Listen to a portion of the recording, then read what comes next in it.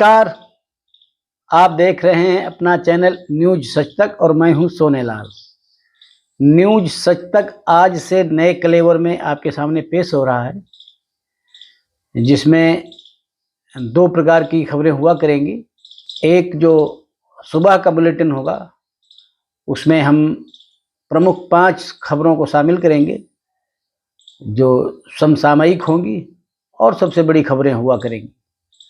और एक बुलेटिन जो हमारा आएगा वो होगा किसी एक विषय पर केंद्रित रहेगा, वो संभवतः शाम को आया करेगा और यह बुलेटिन सुबह लाने की कोशिश करेंगे। तो आज से हमारा ये नया जो प्रयास है आपको कैसा लग रहा है, उसके बारे में हमारा जो व्हाट्सएप नंबर हम इसमें भी दे रहे हैं, उस पे आप ज़रूर हमको अवगत कराएं और हमारा मार्गदर्शन करें। पहली खबर को हम लेते हैं कि अमेरिका के उपराष्ट्रपति जेडी वेंस भारत के दौरे पर आ रहे हैं और ये ऐसा समय है जब अमेरिकी टैरिफ के कारण पूरी दुनिया में हाहाकार मचा हुआ है। किसी को यह पता नहीं है कि अमेरिका के टैरिफ का जो उन्होंने फैसला लिया हुआ है उससे किसकी इकोनॉमी पर क्या क्या असर पड़ेंगे। अभी उथल पुथल मची हुई है। अभी ये नहीं पता चल पा रहा है कि इस टैरिफ से कितना क्या नुकसान होगा, कितना क्या मुनाफा होगा, क्योंकि टैरिफ की दरें अभी भी स्टेबल नहीं हो पाई हैं। वहाँ के राष्ट्रपति जो डोनाल्ड ट्रंप हैं, वो कभी 100% कहीं कहते हैं, अभी उन्होंने चीन पे कहा 125%, उसके बाद और उसके जो है बढ़ा करके कुछ टैक्स बढ़ाए तो 145% टैरिफ हो गए। तो अभी तक कुछ क्लियर फिगर नहीं आ रहे हैं, क्योंकि जब तक क्लियर फिगर नहीं आते हैं तब तक ये ऐसी सभी जगह की अर्थव्यवस्थाएं डामाडोल हो रही हैं। कभी कहीं का सेंसेक्स गिर रहा है, कभी कहीं का सेंसेक्स गिर रहा है। तो ऐसे समय पर जेडी वेंस का भारत आना ये एक महत्वपूर्ण है। अमेरिका चाहता है कि भारत के साथ हमारे व्यापारिक रिश्ते मजबूत बने रहें और ये रिश्तों की जो प्रगाढ़ता है ये बनी रहे। इसीलिए वो अपने जो दूसरे नंबर के सेकंड पर्सन हैं अमेरिका के उपराष्ट्रपति, उनको भेज रहे हैं और उनके साथ उनकी पत्नी उषा वेंस भी आएंगी। ये पहला मौका है जब कोई भारतीय मूल की महिला वहाँ की सेकंड लेडी है, क्योंकि इसके पहले कोई भी भारतीय मूल का ऐसा व्यक्ति वहाँ पर राष्ट्रपति नहीं हुआ है। तो ये भी एक सुखद क्षण होंगे। शायद वो ज़्यादा दिन तक रुकेंगी, लेकिन ये यहाँ से मोदी जी से मुलाकात करके और सऊदी अरब चले जाएंगे। तो पहले ही भारत आ रहे हैं, उसके बाद सऊदी अरब जाएंगे। तो एक महत्वपूर्ण घटनाक्रम होने जा रहा है। ये संभवतः 21-22 अप्रैल को ऐसा माना जा रहा है कि यात्राएं होंगी और इससे जो दोनों देशों के बीच में एक गलतफहमी बनी हुई है उसको भी सही करने का वक्त होगा। तो देखते हैं इनकी यात्रा का क्या परिणाम निकलता है, या आगे देखने वाली बात होगी। अगली खबर के लिए रुख करते हैं बिहार, जहां पर जन स्वराज पार्टी के संस्थापक प्रशांत किशोर ने एक मीटिंग की और उस मीटिंग में प्रदेश के कई शहरों से, कई गांवों से लोग कारों में और बसों में सवार होकर आए थे और वहाँ पर जो उन्होंने वादा किया, कहा कि जो लालू प्रसाद का जंगल राज था, जो नीतीश कुमार का इसमें माफियावाद है या अव्यवस्था का राज है, इसके खिलाफ हम सबको कमर कसनी है और 6 महीने बाद जनता का राज स्थापित करना है, जनता की सरकार बनाना है। नारे भी उन्होंने लगवाए, आपको जंगल लालू का जंगल राज चाहिए कि नहीं चाहिए, आपका नीतीश का राज चाहिए कि नहीं चाहिए, आपका मोदी का राज चाहिए कि नहीं चाहिए। लोगों ने बोला नहीं चाहिए और इसके बाद में उन्होंने नारा लगवाया कि हमको जनता का राज चाहिए। तो इस प्रकार से उन्होंने जनता के राज का जो है भरोसा दिया, लोगों को सबको जो है इस चीज़ के लिए धन्यवाद दिया कि आप लोग इतनी दूर से आए हैं। उनकी शिकायत प्रशासन से भी थी कि इतनी धूप में प्रशासन ने कोई व्यवस्था नहीं की, जबकि हमने यहाँ के डीएम को, यहाँ के एमपी को, यहाँ के चीफ सेक्रेटरी को सबको सूचना दे दी थी कि इतने लोग गांव देहात से आएंगे, उनकी व्यवस्था होनी चाहिए। तो मैं अपने यहाँ पर जो आए हुए लोग हैं, हमारी माताएं हैं, बहनें हैं, उनसे माफ़ी मांगता हूँ। और मैं अब यहाँ से जो है बिहार बदलाव रैली शुरू करने जा रहे हैं और ये बिहार बदलाव यात्रा शुरू करेंगे। बिहार बदलाव यात्रा के दौरान 6 महीने में ये आपका बेटा, आपका भाई आपके दरवाजे पर आएगा, आपसे आग्रह करेगा कि ये जो सरकारें हैं, नीतीश कुमार जिनको मैंने खुद मुख्यमंत्री बनाया है, मुख्यमंत्री बनाने में हमने इनका योगदान दिया था, और ये जो आजकल जनता का विश्वास खो चुके हैं, इनकी सरकार को उखाड़ फेंकना है। इसके लिए आपके पास 6 महीने का समय है, और इस 6 महीने में आप पूरी तैयारी करना है, और तैयारी करके नई सरकार स्थापित करना है। नवंबर महीने में नई सरकार बनेगी, वो जनता की सरकार होगी। तो इस प्रकार से एक बिहार में भी जो है वहाँ के जो प्रशांत किशोर हैं, उन्होंने चुनावी बिगुल फूंक दिया है पटना से, कल पटना में भारी रैली करके। तो इस खबर के बाद में अगली खबर की ओर चलते हैं। अतीक अहमद, आप सबने नाम सुना होगा।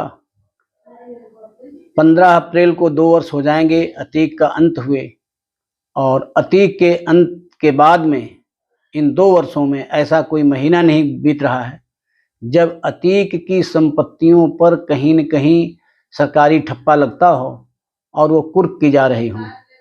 3000 करोड़ का जो उसका अभी तक संपत्ति है, उसकी कुर्क की जा चुकी है, और अभी ये प्रक्रिया चल ही रही है।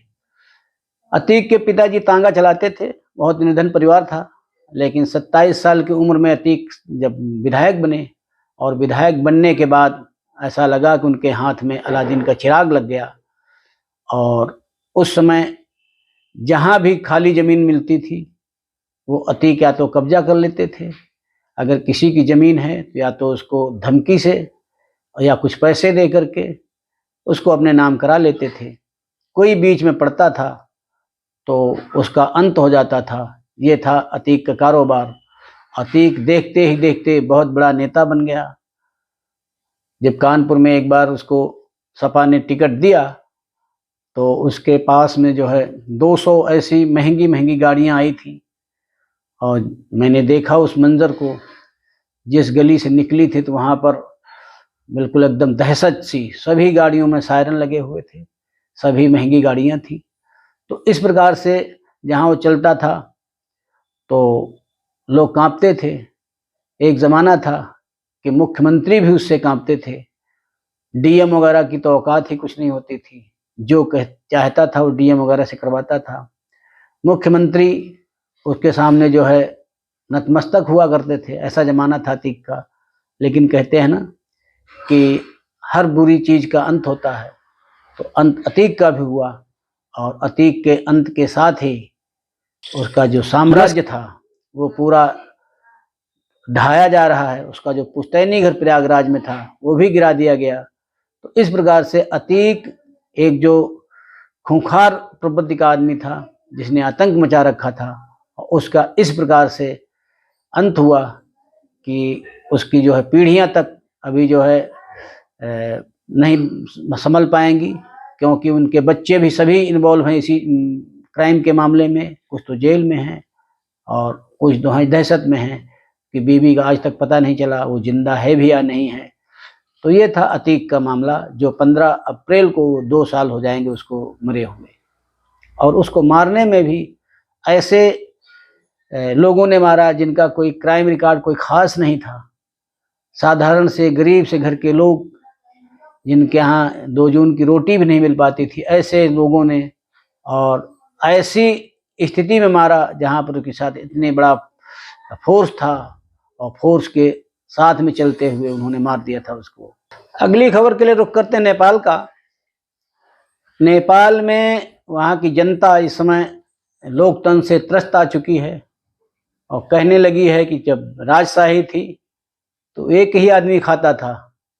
अभी तो वहाँ न जाने कितने लोग खाने के लिए तैयार हो गए हैं और पूरे नेपाल को घुन की तरह खाए जा रहे हैं। योगी और मोदी जी अगर चाहें तो यहाँ पर राजशाही भी वापस आ सकती है और यहाँ पर जो पहले जो हमारा हिंदू राष्ट्र था, दुनिया का एकमात्र हिंदू राष्ट्र नेपाल हुआ करता था 2006 के पहले, और 2008 में संविधान संशोधन करके उसको सेकुलर बना दिया गया। और आप जानते ही हैं, जब सेकुलर कोई जगह बनती है, कोई स्टेट सेकुलर बनता है, वहाँ पर सेकुलरिज्म के नाम पर क्या क्या खेल होने लगते हैं। धर्मांतरण तेजी से बढ़ रहा है, तो इसको रोकने के लिए वहाँ पर लोगों ने कई रैलियाँ भी निकाली हैं और वो चाहते हैं कि राजशाही जब तक नहीं आएगी तब तक यहाँ पर जो हिंदू राष्ट्र होने की कल्पना नहीं हो सकती है। हर आदमी कहने लगा है, यहाँ तक कि कई राजनीतिक पार्टियां भी कहती हैं कि हमारे यहाँ का लोकतंत्र पूरी तरीके से फेल हो चुका है और लोकतंत्र में खासकर जो कम्युनिस्ट विचारधारा है, तो कम्युनिस्ट विचारधारा जो होती है बड़ी ही खतरनाक होती है। हमारे देश भारत में भी ऐसा हो चुका है। कम्युनिस्टों की विचारधारा से शिक्षा की व्यवस्था पूरी बदल चुकी है। शिक्षा में जो है ऐसे लोग घुसेड़ दिए गए जिन्होंने शिक्षा को बेईमानी कर दिया हुआ है। धर्म के नाम पर गलत दलीलें दी जाने लगी और यही सब पाठ्यक्रम में शामिल कर दिया गया।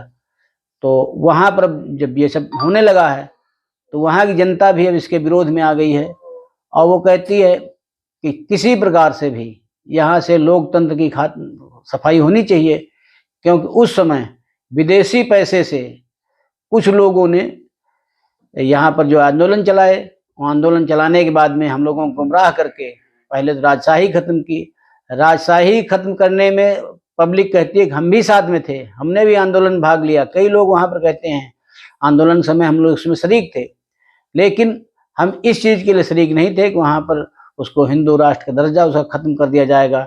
जो हमारे 80% लोग हमारे वहाँ पर हिंदू हैं और पूरी परंपराएं हिंदुओं की हैं, तो वहाँ पर हमारे देश की बिल्कुल घोषणा भी होनी चाहिए कि हमारा ये नेपाल का राज्य जो है, नेपाल का राष्ट्र जो है वो हिंदू राष्ट्र घोषित होना चाहिए और संविधान में संशोधन हो या जो हो, क्योंकि अब जनता इसके लिए तैयार हो चुकी है और जल्द ही जनता इसके लिए फिर कोई आंदोलन करेगी। इस खबर के साथ में आगे हम बढ़ते हैं पंजाब में एक जवान जो कारगिल की लड़ाई में घायल हुआ था और घायल होने के बाद में उसको 2003 में सेवानिवृत्त कर दिया गया, लेकिन जो मेडिकली जो सेवानिवृत्त किए जाते हैं उनको पूरा लाभ मिलता है, उसको मेडिकल पेंशन मिलती है और जो बेनिफिट्स हैं वो समय समय पर जब मिलने वाले हैं मिलते हैं। लेकिन इस जवान को जब नहीं मिला तो ये हाई कोर्ट गया, हाई कोर्ट मामला चला और अब ये मामला सुप्रीम कोर्ट में है। सबसे पहले ये मामला इसका AFT में गया, आर्म्ड फोर्सेस ट्रिब्यूनल में। तो ट्रिब्यूनल में कहा गया कि आपकी जो है जो रिपोर्ट्स आती है पार्टी टू ऑर्डर डिटेल, तो जब घायल हुआ होगा उसकी रिपोर्ट में ये दर्शाया नहीं गया होगा कि कारगिल वार की वजह से घायल हुआ है, तो इसकी वजह से उसको उसका बेनिफिट नहीं मिला। और जब बेनिफिट नहीं मिला तो वो जो है कोर्ट में गया। उसके वकील का कहना है कि ये गलती तो सेना की है, उनके अधिकारियों की है और इसका खामियाजा इस जवान क्यों भुगत रहा है। तो जवान का कहना है कि मैं एक सिपाही हूँ, अच्छा सिपाही हूँ और मैंने देश की लड़ाई लड़ी है तो अपने लिए भी लड़ाई लड़ता रहूँगा। तो ये मामला अभी सुप्रीम कोर्ट में है, अगली 25 तारीख को इसकी सुनवाई होनी है। तो इस अंक में आज इतना ही, अगले अंक में फिर किसी अन्य चर्चा के साथ मैं आपके साथ प्रस्तुत हूँगा। तब तक आप हमारे चैनल को देखिए, लाइक करिए, शेयर करिए और सब्सक्राइब करिए। धन्यवाद।